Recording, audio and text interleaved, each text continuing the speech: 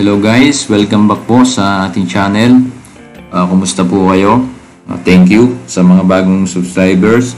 At sa mga hindi pa po nakasubscribe, huwag niyong kalimutan na pindutin ang subscribe button at bell icon para ma-notify kayo kung may bago tayong video. So guys, pag-uusapan natin ngayon ay tungkol sa pre-arrival document. So nagtatanong po yung isa nating subscriber kung paano daw po gumawa ng pre-arrival document. So guys, bago tayo magsimula dito sa ating channel, sa video section, marami po tayong uploaded video dito. So i-browse nyo lang po dito, baka sakaling may matutunan kayo. So huwag nyo na rin kalimutan na i-share sa iba para makatulong din po tayo. So guys, punta na tayo sa ating topic, pre-arrival documents. So guys, sino ba ang gumagawa ng pre-arrival documents? So wala pong iba kundi si third officer or si third mate. So guys, yung mga nakasama ko dati nung OS pa ako, ordinary seaman pa ako, yung mga AB, yung mga boson, kalimitan po na naririnig ko kapag nagkukwentuhan sila, kaya hindi sila naging interesado sa pagiging officer is dahil nitong paperwork or papeles. So hindi nila alam, kinakabahan sila, natatakot sila na baka hindi nila alam kung anong gagawin nila kapag naka-promote na sila o naka-acto na sila sa hindi nila alam kung anong gagawin sa paperwork. So ang tip nyo guys, kung gusto nyo maging officer, ang palagi nyo pong iisipin is lahat po ng mga paperworks ay madali lang po matutunan kung palagi nyong pag-aaralan. So, kung halimbawa isa kang AB or isa kang OS, meron kang license or isa kang oiler, gusto mong ma-promote na third engineer, so, titingnan mo po yung mga papeles na ginagawa ng isang third mate or ng isang third engineer. So, paano mo malalaman niya? Siyempre, magtatanong-tanong ka. Kung medyo nahihiya ka magtanong, kagaya ng nangyari sa case ko, nahihiya po ako magtanong, medyo mahihiyain po ako. So, tanggalin nyo na po yung hiya. So, wag naman yung sobrang walang hiya. Tanggalin nyo po yung hiya, magtanong-tanong kayo. At kapag may bakanti kayong oras, akit kayo sa bridge, tingnan nyo yung mga papeles na ginagawa ni third officer or ni third engineer sa engine room. Tanong-tanong kayo kung sa tingin nyo is okay naman yung officer nyo, mabait naman. So magtanong-tanong din kayo para kapag na-promote na po kayo, alam nyo na yung o may idea na kayo. Kung hindi man lahat, hindi nyo man alam lahat, may idea na po kayo kung anong mga gagawin nyo.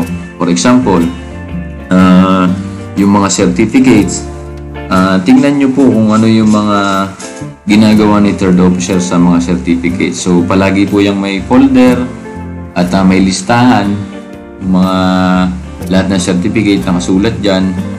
May index na ginagawa si third officer kapag may bagong certificate, ipapasok niya, tapos ilalagay niya sa index. Kung may bago, i-update niya at ini-scan niya rin po yan. Ini-scan lahat po ng certificate para kung sakaling may humingi or may agent or company na humingi ng copy, scan copy sa email. So yun na po yung ipapadala natin, naka-prepare na, naka-scan. So lahat po ng ating hard copy, i-scan po natin para palagi po tayong ready. So tungkol po dun sa pre-arrival documents, so guys, isipin nyo po lagi kung paano nagsisimula at saan nagsisimula ang isang bagay na gagawin nyo. So itong pre-arrival documents, ituturo ko sa inyo kung paano magsisimula. So siyempre, ang pre-arrival documents po is nagsisimula po yan sa email. Meron po tayong lahat po ng barko, sa lahat ng fleet, may kanya-kanya po yan agent. For example, padating po tayo sa ating arrival port. For example, padating tayo ng India, may marireceive po tayo sa email o bago pa tayo mag-departure, may marireceive tayo na email galing sa agent at nakalagay po sa email niya lahat ng kailangan. Lahat ng hinihingi niya na certificates, lahat ng papers, lahat ng papeles is nakalista lahat po doon. Nakalagay lahat. For example, kailangan niya ng crew list. Kailangan niya ng certificate of class. So, yung susundin nyo lang po kung ano yung nakalagay sa email ng ating agent. Lahat po ng nakalista, lahat po ng ibinigay nyo na list na kailangan, yun lang po yung ibibigay natin. At yun lang ang ipiprepare natin. So, dalawang bagay po ang hinihingi ng agent or ang ipinapiprepare ng agent. So, yung isa po is list ng mga certificates or mga papers na kailangan nyong i-scan at i-reply sa kanya or ibalik sa kanya. So, yung isa naman po is yung mga papeles o certificates, mga hard copy, yun po yung nakaprint na kailangan nating ihanda sa arrival natin at ibibigay natin kapag dumating ang barko sa puerto. So, may sasampay yung agent, doon natin ibibigay yung mga nakalagay sa email niya na list ng mga papeles na kailangan niya. So, ano po yung mga example ng mga papeles na yan? So, bibigyan ko po kayo ng mga example. So, yan. Kagaya dito po meron akong listahan dito. So, ginagamit ko po ito nung third officer pa po ako. So, yan guys, kahit nasa bakasyon ako ngayon, madali kong ma-recall yung mga ginagawa ko dati. Kasi po, meron po akong mga nakasave dito sa aking laptop. Lahat po ng mga ginagamit ko dati, isinisave ko po dito sa aking laptop para kung bakasyon ako, madali ko pong ma-recall o mapag-aralan ulit yung mga gusto kong balikan. So, kagaya nito, pre-arrival documents yan, nilalagyan ko po ng pangalan, pre-arrival or departure, nakalagay po dyan sa ating folder. So, for example, humingi si agent ng crew list. So, yan po yung example ng ating pre-arrival document. So, ito po yung sample ng crew list. So, syempre, sa pangalan pa lang po is hindi nyo na kailangan magtanong crew list. Nakalagay po crew list. Ibig sabihin po niyan, lahat ng list ng crew ay nakalagay dito. So, makikita nyo po yan. May numbering po yan. So, standard po itong form ng IMO po ito. IMO crew list. So, lahat ng barko makikita nyo pare-pareho na ganyan. So, nakalagay yung name of ship. So, kung papalitan mo yung pangalan ng barko, yan nakalagay dito, arrival, departure, port of destination, port of arrival, tapos date. So, wag mong babakantihin yan. Kung ikaw yung magpibuild up nito, wag nyo pong mababakantahin. Lahat po ng nakalagay dyan is kailangan yung build upan. So, palakihin natin guys para makita nyo. So, yan. Nakalagay po dito ay yung mga pangalan ng crew at lahat ng gender, rank, nationality, passport details at seaman book details. Then yung mga birthplace, birth date, yan, nakalagay po dito yung rank, master, yan, third officer, lahat hanggang sa messman. So ito po yung crew list. So pag nagtanong yung agent, bigyan mo ako ng copy ng inyong crew list. Kailangan ng may stamp at may pirma ni kapitan. So ipiprint nyo po yan. Then, lalagyan nyo ng stamp, ship stamp. Then, lagyan ng papirmahan nyo kay kapitan. Then, i-scan nyo sa inyong scanner sa barko. Then, i-reply nyo lang po sa email ng agent. So, ito po yung sample ng ating crew list. So, ito po yung iba pang mga kasamahan na hinihingi ng agent. So, susundin nyo lang po. Sabi ko kanina, meron po siya mga list kung kasama lahat ito. For example, itong banded store yan. Common po ito na hinihingi ng mga agent. So, yan, IMO Band Store Declaration. So, lahat po ng nakalagay sa banded store is kailangan nakalagay dito or nakasulat dito. Yan, nakalagay po dito yung name of ship. Titingnan nyo rin, baka hindi nyo napilapan. So, kailangan kumplituhin nyo lahat ng may nakalagay po dito. Port of destination, departure, tapos yung date, number of crew or yung persons on board, then lahat ng nakalagay sa banded store. So, for example, gagaya nito, cigarettes. Yan. Ilalagay nyo kung ilang rims. So, importante po ito guys.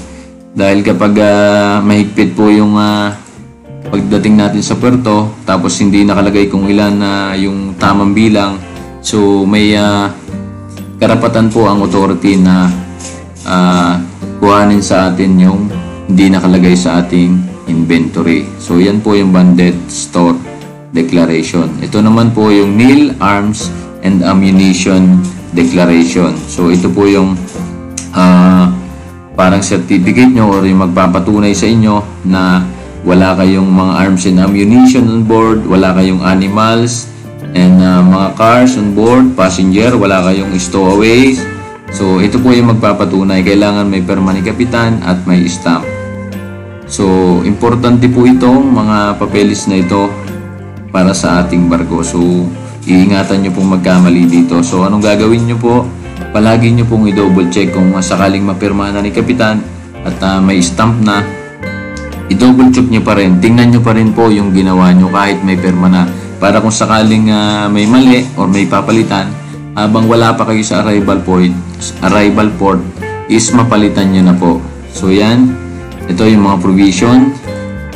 Store declaration din ito. Yan, nakalagay po dito. Store declaration, yan, yung mga meat, fish. So, ang ginagawa naman po dito is magbigay kayo ng copy kay Chief Cook. Yan, kagaya nito, nakalagay dyan. Si Mayor po ang nag-i-inventory niyan. Bigyan nyo lang po ng copy. Ibigay nyo kay Mayor. Tapos, ilalagay niya dito yung mga quantity. Siya nang bahala mag-update. Tapos, kapag okay na, kuhanin nyo na sa kanya, kayo na mag-update po sa inyong mga computer. So, itong engine store list, ito, taga-makina, bibigyan mo din ng copy si Chief Engineer.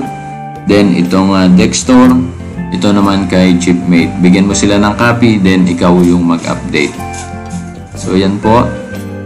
Yung crew effects. So, ito yung declaration or lahat po ng crew. Meron tayong crew effect declaration. Ito po yung mga ating mga pag-aari or yung mga, for example, laptop, meron kang wristwatch, tablet, kung ilan ang cellphone mo, lahat po nakadeclare dito. So, yan, master, lahat ng rank. Lahat po dito isusulat mo kung meron kang speaker, kung meron kang iPhone, or kung ano man yung mga gamit mo sa barko, kailangan nakasulat po dito. So, yan, crew effect declaration, vaccination. Ito po yung yellow fever na ginagawa natin bago tayo sumampa. Kasama po ito sa medical. So, kukuhanin nyo po lahat ng yellow fever nila, yung expiration date kasama dito, yung mga pangalan nila, tapos nationality. So, tingnan nyo lang po, basahin nyo lang po. Kaya sabi ko, hindi po mahirap ang mga papeles. Ang gagawin nyo lang po is isa-isahin nyo lang basahin kung ano yung mga required na kailangan fill upan. So, yan, kagaya nito, maritime declaration, ilalagay nyo yung port ng arrival at saka yung destination, then yung mga gross tonnage, pangalan ni kapitan, then yung mga crew, meron po dito nakasulat na mga crew na nag-join 30 days po ng date simula nung ma-receive nyo yung email. So, ilalagay nyo po din yung number ng crew, tapos perma ni kapitan at ship stamp. So, ano pa yung ibang mga kasama nito? Yan, last 10 port of call. Mahalaga din po ito. Yan, nakalagay dito po yung mga name ng port at mga date ng arrival at departure. Tapos yung security level po ng port at saka ng barko. Yan, lahat po security level 1 at lahat ng port nakalagay dito. Name ng port, ng country, at ang operation kung loading, discharge, at voyage number po, ilalagay nyo din po dito. Then, ship stamp and perma ng master or ni kapitan. So, yun. Sana po may natutunan kayo guys. Ito, banded store, nil and arms ammunition declaration, provision store, crew effects, vaccination, maritime declaration of health, last 10 ports, tapos yung ating IMO crew list. So, yun naman po mga certificates. Ito, yung listahan natin ng mga certificates. So, yan. For example, Electronic Certificates Validity, Certificate of Class, Maritime Labor Certificate, yung MLC. Yan. Lahat po ng certificates ay nakalagay dito. At kapag may bago pong certificates, ilalagay mo po dito yon sa ating index para updated ka palagi. So, yun lang guys. Sana may natutunan kayo dito sa video natin. Huwag nyo pong kalimutan na i-share at mag-subscribe po kayo sa channel natin at pindutin ang bell icon para ma-notify kayo kung may bago tayong video. So guys, kung meron kayong tanong, mag-iwan lang po kayo ng comment sa ating comment section. Thank you and God bless.